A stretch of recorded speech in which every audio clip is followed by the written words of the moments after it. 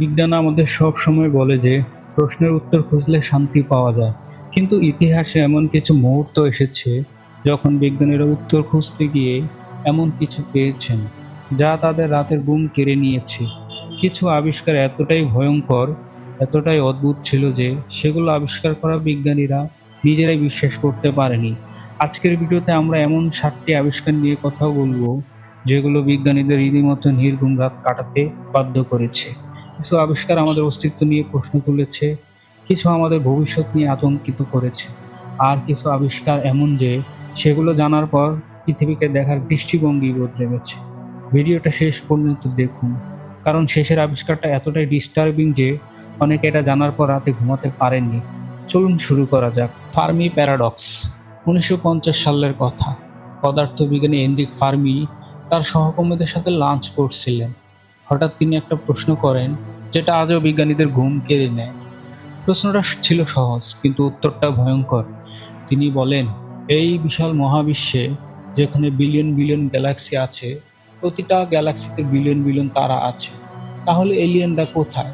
তারা তো এখন পর্যন্ত আমাদের সাথে যোগাযোগ করার কথা ছিল। গণিতের হিসাব বলে আমাদের মহাবিশ্বে অন্তত কয়েক লক্ষ উন্নত সভ্যতা থাকার কথা, কিন্তু আমরা এখনো কোনো প্রমাণ পাইনি। এই নীরবতাকে বলা হয় দ্য গ্রেট সাইলেন্স। এখন এখানে আসল ভয়ের জায়গা। বিজ্ঞানীরা এর পেছনে কয়েকটা থিওরি দিয়েছে, আর প্রতিটা থিওরি আগেরটার চেয়ে বেশি ভয়ঙ্কর। প্রথম থিওরি হলো দ্য গ্রেট ফিল্টার থিওরি। এই থিওরি বলে প্রতিটি সভ্যতার ডেভেলপমেন্ট এর কোনো এক পর্যায়ে এমন একটি বাধা আসে যেটা পার হওয়া প্রায় অসম্ভব। হতে পারে সেটা পারমাণবিক যুদ্ধ, হতে পারে ক্লাইমেট কলাপস, আর এমন কোনো টেকনোলজি যেটা নিজেই নিজের ধ্বংসের কারণ হয়ে যায়। এখন প্রশ্ন হলো, এই গ্রেট ফিল্টার কি আমাদের পেছনে নাকি সামনে? যদি এটা আমাদের পেছনে থাকে তাহলে আমরা লাকি, আমরা সেই বাধা পার করে এসেছি। কিন্তু যদি এটা আমাদের সামনে থাকে তাহলে এর মানে হলো প্রতিটা সভ্যতা একটা নির্দিষ্ট পর্যায়ে গিয়ে ধ্বংস হয়ে যায়, আর আমরা হয়তো সেই পথেই আছি। দ্বিতীয় একটা থিওরি আরো অদ্ভুত, ডার্ক ফরেস্ট থিওরি। এই থিওরিতে বলে মহাবিশ্ব আসলে একটা অন্ধকার জঙ্গলের মতো। প্রতিটা সভ্যতা লুকিয়ে আছে, কারণ যে সভ্যতা নিজের উপস্থিতি জানান দেয় তাকে অন্য কোনো শক্তিশালী সভ্যতা ধ্বংস করে দেয়। তাই বুদ্ধিমান সভ্যতারা চুপচাপ থাকে, নিজেদের লুকিয়ে রাখে বেঁচে থাকার জন্য। এই কারণে অনেক বিজ্ঞানী মনে করেন মহাকাশে সিগন্যাল পাঠানো আসলে একটি বিপজ্জনক কাজ, কারণ আমরা হয়তো এমন কারো দৃষ্টি আকর্ষণ করছি যাদের সাথে দেখা না হওয়াই আমাদের জন্য ভালো। ফার্মিক প্যারাডক্স আজও অমীমাংসিত, আর এটাই সবচেয়ে ভয়ঙ্কর ব্যাপার। আমরা জানি না উত্তরটা কি, কিন্তু প্রতিটা সম্ভাব্য উত্তরই আমাদের জন্য অস্বস্তিকর। 2 নাম্বার, কোয়ান্টাম মেকানিক্সের অবজারভার এফেক্ট। এবার চলুন যাই কোয়ান্টাম ফিজিক্সের জগতে, যেখানে বাস্তবতা নিজেই প্রশ্নবিদ্ধ হয়ে যায়।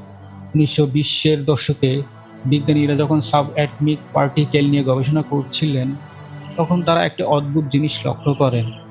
বিখ্যাত ডাবল স্লিট এক্সপেরিমেন্ট এ দেখা যায় ইলেকট্রন কখনো পার্টিকেলের মতো, আবার কখনো ওয়েভের মতো আচরণ করে। কিন্তু আসল টুইস্ট আসে যখন বিজ্ঞানীরা পর্যবেক্ষণ করার চেষ্টা করেন যে ইলেকট্রন আসলে কোন পথ দিয়ে যাচ্ছে। যখনই তারা পর্যবেক্ষণ করেন, ইলেকট্রনের আচরণ বদলে যায়। এটা পার্টিকেলের মতো আচরণ করা শুরু করে, কিন্তু যখন তারা পর্যবেক্ষণ করেন না, তখন এটা ওয়েভের মতো আচরণ করে। এর মানে দাঁড়ায় শুধু দেখা বা পর্যবেক্ষণ করার কাজটাই বাস্তবতাকে বদলে দিতে পারে। এটাকেই বলা হয় অবজারভার এফেক্ট। এখন এখানে প্রশ্ন ওঠে, তাহলে কি বাস্তবতা তখনই তৈরি হয় যখন কেউ তা পর্যবেক্ষণ করে? পর্যবেক্ষণের আগে কণাগুলো কি একসাথে সব সম্ভাব্য অবস্থায় থাকে? এটাকে বলে সুপারপজিশন। আর পর্যবেক্ষণ করার সাথে সাথে একটা নির্দিষ্ট অবস্থায় সিদ্ধান্ত নেয়। এই প্রশ্নের কোনো সন্তোষজনক উত্তর আজও পাওয়া যায়নি। কিছু বিজ্ঞানী এমনকি বলেন চেতনা নিজে হয়তো বাস্তবতা তৈরিতে ভূমিকা রাখে। যদি এটা সত্যি হয়, তাহলে প্রশ্ন আসে, আমাদের চারপাশের জগৎ কি আসলেই বাস্তব, নাকি এটা শুধু তখনই বাস্তব হয় যখন আমরা তাকিয়ে থাকি? আইনস্টাইন নিজেও এই ব্যাপারটা মেনে নিতে পারেননি। তিনি তার বন্ধুকে একবার জিজ্ঞাসা করেছিলেন, তুমি কি সত্যিই বিশ্বাস করো যে চাঁদ তখনই থাকে যখন তুমি সেদিকে তাকাও? এই প্রশ্নটা বলে দেয় কতটা গভীর আর অস্বস্তিকর এক আবিষ্কার। 3 নম্বর, ফার্মি প্যারাডক্সের চেয়েও ভয়ঙ্কর, সিমুলেশন থিওরি। এখন চলুন এমন একটা আবিষ্কার সংক্রান্ত থিওরিতে আসি, যেটা প্রথমবার শুনলে সাই-ফাই মুভির প্লট মনে হবে, কিন্তু এটা নিয়ে সিরিয়াসলি গবেষণা করেছেন বিশ্ববিখ্যাত ফিজিস্ট আর ফিলোসফাররা। অক্সফোর্ড ইউনিভার্সিটির দার্শনিক নিক ব্রস্টম 2003 সালে একটি পেপার প্রকাশ করেন, যেখানে তিনি গাণিতিকভাবে দেখান যে নিচের তিনটা সম্ভাবনার মধ্যে অন্তত একটা সত্যি হতে হবে। 1. প্রায় সব মানব সদৃশ সভ্যতা পোস্ট হিউম্যান পর্যায়ে পৌঁছানোর আগেই ধ্বংস হয়ে যায়। 2. যদি কোনো সভ্যতা পোস্ট হিউম্যান পর্যায়ে পৌঁছায়, তারা তাদের পূর্বপুরুষদের নিয়ে সিমুলেশন তৈরিতে আগ্রহী হয় না। 3. এবং এটাই সবচেয়ে চমকে দেওয়ার মতো, আমরা প্রায় নিশ্চিতভাবে একটা কম্পিউটার সিমুলেশনের মধ্যে বাস করছি।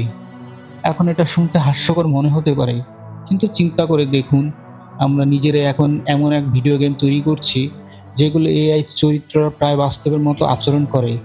যদি প্রযুক্তি হাজার বছর বা এমনকি লক্ষ বছর এগিয়ে যায়, তাহলে কোনো উন্নত সভ্যতা এমন একটা সিমুলেশন তৈরি করতে পারবে যেটা এতটাই নিখুঁত যে এর ভেতরে মানুষরা বুঝতেও পারবে না তারা সিমুলেশনে আছে। এখানে গণিতে একটা ভয়ঙ্কর যুক্তি আসে।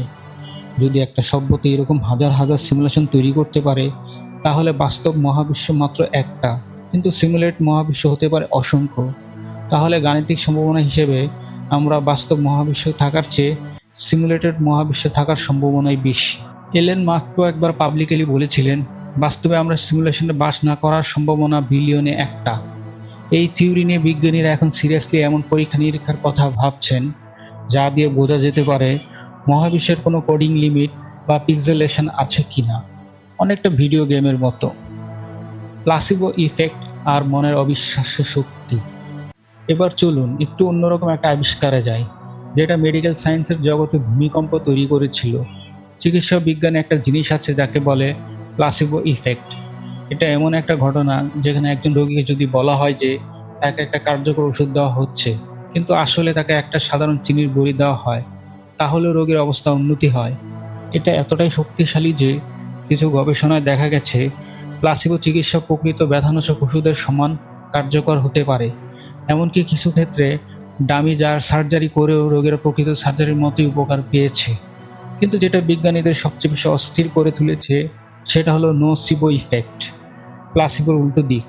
এখানে যদি একজন মানুষকে বিশ্বাস করানো হয় যে তার শরীরে খারাপ কিছু ঘটবে, তাহলে সেটা সত্যি ঘটতে শুরু করে, এমনকি কোনো বাস্তব শারীরিক কারণ ছাড়াই।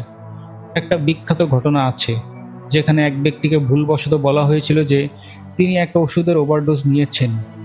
আসলে সেটা প্লাসিবো বা ট্রায়ালের একটা সুগার পিল ছিল, কিন্তু তিনি বিশ্বাস করেছিলেন এটা সত্যি বিষাক্ত ওষুধ। আর তার শরীরে সত্যিকারের ওভারডোজের লক্ষণ দেখা দেয়, ব্লাড প্রেশার কমে যায়, তিনি প্রায় অজ্ঞান হয়ে যান। পরে জানা যায় তিনি আসলে শুধু চিনির বড়ি খেয়েছিলেন। এই ঘটনাগুলো প্রমাণ করে আমাদের মস্তিষ্ক আর বিশ্বাস আমাদের শরীরের উপরে এমন ক্ষমতা রাখে যা বিজ্ঞান এখনো পুরোপুরি বুঝতে পারেনি।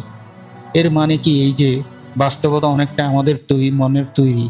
এই প্রশ্নটাই বিজ্ঞানীদের রাতের ঘুম কেড়ে নিয়েছে। মহাবিশ্বের সম্প্রসারণ আর গ্রেট ফিস। এবার আসে এমন একটা আবিষ্কার যেটা মহাবিশ্বের ভবিষ্যৎ নিয়ে।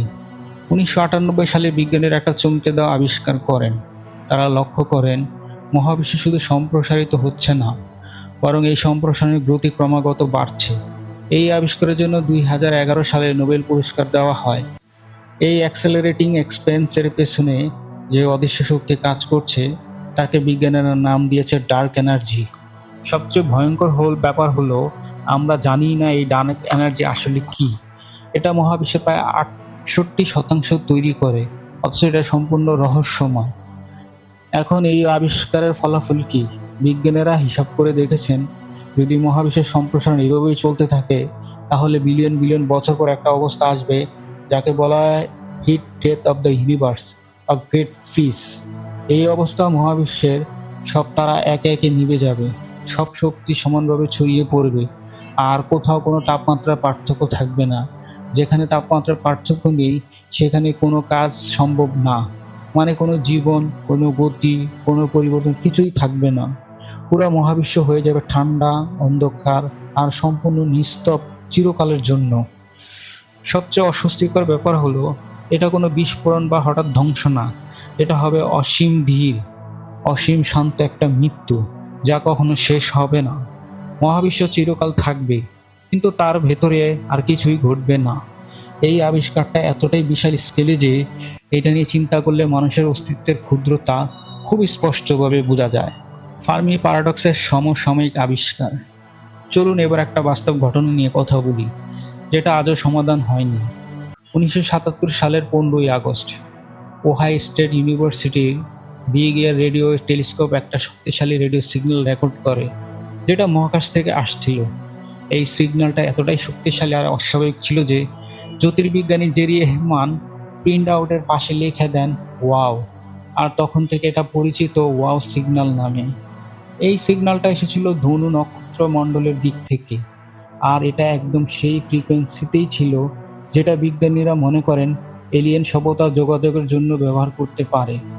কিন্তু সবচেয়ে অদ্ভুত ব্যাপার হলো এই সিগন্যালটা মাত্র 72 সেকেন্ড স্থায়ী হয়েছিল, আর তারপর সম্পূর্ণভাবে অদৃশ্য হয়ে যায়। এরপর 45 বছরেরও বেশি সময় ধরে অসংখ্যবার সেই একই দিকে টেলিস্কোপ তাক করা হয়েছে, কিন্তু সেই সিগন্যাল আর কখনো পাওয়া যায়নি। বিজ্ঞানীরা আজও নিশ্চিত না এই সিগন্যাল কোথা থেকে এসেছিল। কিছু ব্যাখ্যার চেষ্টা করা হয়েছে, যেমন কোনো ধূমকেতু থেকে আসা সিগন্যাল অথবা কোনো পৃথিবীর স্যাটেলাইট থেকে রিফ্লেক্ট হওয়া সিগন্যাল, কিন্তু কোনোটাই সন্তোষজনকভাবে পুরো ঘটনা ব্যাখ্যা করতে পারেনি। তাহলে প্রশ্ন থেকে যায়, এটা কি সত্যিই ছিল কোনো বহির্জাগতিক সভ্যতার পাঠানো সিগন্যাল, যা আমরা একবারের জন্য শুনতে পেয়েছিলাম আর তারপর তা হারিয়ে ফেলেছি চিরতরে? সবচেয়ে ভয়ঙ্কর বোল্টজম্যান ব্রেইন প্যারাডক্স। আর এখন চলে এলাম আজকের ভিডিওর সবচেয়ে ডিস্টার্বিং অংশে। এই থিওরিটা এতটাই অদ্ভুত যে শোনার পর অনেকে নিজের অস্তিত্ব নিয়ে সন্দিহান হয়ে পড়েন। 19বিংশ শতাব্দীর পদার্থবিজ্ঞানী লুডভিগ বোল্টজম্যান থার্মোডাইনামিক্স নিয়ে কাজ করার সময় একটা অদ্ভুত সম্ভাবনার কথা চিন্তা করেছিলেন। মহাবিশ্বে এনট্রপি নিয়ে গবেষণা করতে গিয়ে তিনি বুঝতে পারেন তাত্ত্বিকভাবে র্যান্ডম কোয়ান্টাম ফ্লাকচুয়েশনের মাধ্যমে শূন্য থেকে হঠাৎ করে একটা সচেতন মস্তিষ্ক তৈরি হয়ে যেতে পারে, সম্পূর্ণ কাকতালীয়ভাবে, কোনো শরীর বা মহাবিশ্ব ছাড়াই। এখন এটা শুনতে অসম্ভব মনে হতে পারে, কিন্তু গণিতের হিসাব বলছে অন্য কথা। একটা সম্পূর্ণ সংগঠিত মহাবিশ্ব, যেখানে গ্রহ আছে, নক্ষত্র আছে, প্রাণের বিবর্তন হয়েছে কোটি কোটি বছর ধরে, এই পুরো সিস্টেম র্যান্ডম চেঞ্জে তৈরি হওয়ার সম্ভাবনা অকল্পনীয়ভাবে কম। কিন্তু শুধুমাত্র একটা সচেতন মস্তিষ্ক, তার স্মৃতিসহ র্যান্ডম কোয়ান্টাম ফ্লাকচুয়েশনে তৈরি হওয়ার সম্ভাবনা তুলনামূলকভাবে অনেক বেশি, যদিও এখনও অবিশ্বাস্য রকম কম। এখন আসল ভয়ঙ্কর যুক্তিটা এখানে, যদি মহাবিশ্ব অসীম সময় ধরে থাকে, যেটা কিছু কসমোলজিক্যাল মডেল অনুযায়ী সম্ভব, তাহলে পরিসংখ্যানগতভাবে সম্পূর্ণ সংগঠিত মহাবিশ্বের চেয়ে বোল্টজম্যান ব্রেইন এলোমেলোভাবে তৈরি হওয়া একটি সচেতন মস্তিষ্ক, যার মিথ্যা স্মৃতি আছে যে সে একটা সম্পূর্ণ জীবন করছে, তৈরি হওয়ার সংখ্যা অনেক বেশি হবে। এর মানে কি দাঁড়ায়? গাণিতিকভাবে একটা র্যান্ডম সচেতন পর্যবেক্ষক হিসেবে আপনার এই সম্পূর্ণ বাস্তব মহাবিশ্বে থাকা মস্তিষ্কের চেয়ে শূন্যতায় ভাসমান একটা বিচ্ছিন্ন বোল্টজম্যান ব্রেইন হওয়ার সম্ভাবনা পরিসংখ্যানগতভাবে বেশি। মানে আপনি হয়তো আসলে মহাশূন্যে ভাসমান একটা বিচ্ছিন্ন মস্তিষ্ক, যার মিথ্যা স্মৃতি আছে যে আপনি এই ভিডিওটা দেখছেন, আপনার একটা জীবন আছে, একটা পৃথিবী আছে, কিন্তু বাস্তবে সেগুলোর কিছুই নেই। এই প্যারাডক্সটা এতটাই বিরক্তকর যে অনেক কসমোলজিস্ট এটাকে বলেন কসমোলজিক্যাল মডেলের একটা সমস্যা। কারণ যদি কোনো থিওরি প্রেডিক্ট করে যে বোল্টজম্যান ব্রেইন সংগঠিত পর্যবেক্ষকের চেয়ে বেশি সম্ভাব্য, তাহলে সেই থিওরিতে নিশ্চয়ই কোনো ভুল আছে। বিজ্ঞানীরা এখনো এই সমস্যার একটা পরিষ্কার সমাধান খুঁজে পাননি। তো এই ছিল সেই 7টি আবিষ্কার আর থিওরি যেগুলো বিজ্ঞানীদের রাতের ঘুম কেড়ে নিয়েছে। ফার্মি প্যারাডক্স থেকে শুরু করে বোল্টজম্যান ব্রেইন পর্যন্ত, প্রতিটা আবিষ্কারই আমাদের বাস্তবতা, আমাদের অস্তিত্ব আর আমাদের ভবিষ্যৎ নিয়ে নতুন করে ভাবতে বাধ্য করে। এই বিষয়গুলোকে সবচেয়ে ইন্টারেস্টিং দিক হলো এগুলোর কোনটারই এখনো নিশ্চিত উত্তর নেই। হয়তো আগামী কয়েক দশক বিজ্ঞান এই রহস্যগুলোর সমাধান দেবে, অথবা হয়তো এগুলো চিরকালই মানব জাতির জন্য একটা প্রশ্নবোধক চিহ্ন হয়ে থাকবে। আপনার মতে এই 7টি আবিষ্কারের মধ্যে কোনটি সবচেয়ে ভয়ঙ্কর মনে হয়েছে? কমেন্ট করে জানান। ভিডিওটি ভালো লাগলে লাইক করুন, চ্যানেলটা সাবস্ক্রাইব করে রাখুন, কারণ সামনে আরও একটি মাইন্ড ব্লোয়িং সায়েন্স টপিক নিয়ে ভিডিও আসছে। দেখা হবে পরের ভিডিওতে, ততক্ষণ পর্যন্ত ভালো থাকুন, নিরাপদে থাকুন।